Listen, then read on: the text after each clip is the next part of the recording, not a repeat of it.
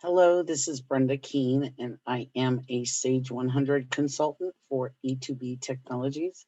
And today we're going to take a look at a new feature that Sage has added in sales order, and it works in accounts receivable as well.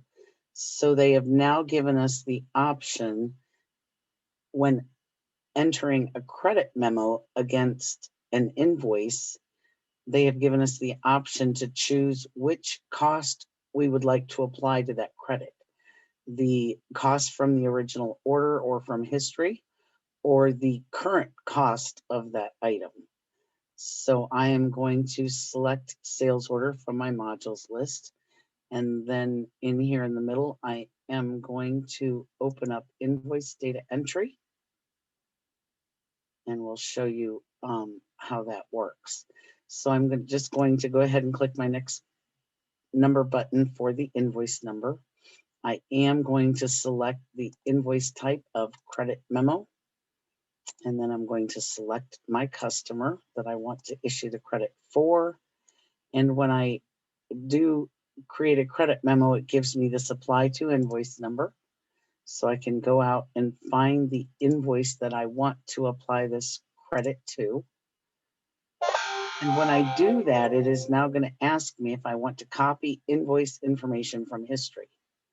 If I say yes, then I will also get the next prompt that asks me if I want to recall the item cost from history.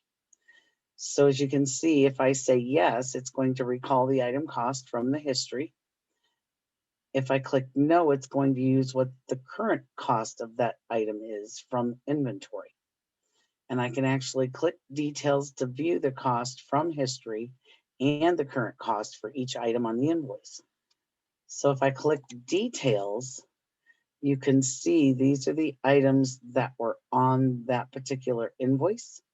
And some of them have a FIFO costing, and a couple of them actually are lot costing. And then here it shows what my unit cost was on the invoice and what my current cost is right now in inventory. I know there's not a difference between the two here. However, I would think that might be a different case in your system.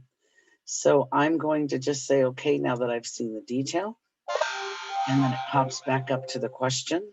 And I'm going to say, yes, I want to recall it from history. I want it to cost on the credit memo the same as it costed on the original invoice.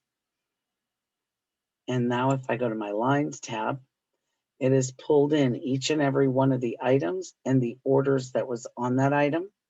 If I am truly not crediting all of these, I can delete some of these lines if I'd like. But as you can see, this was an actual lot item as well as this one. And so because I'm recalling the cost from history, it automatically is going to put it back in the lot that I originally distributed that from.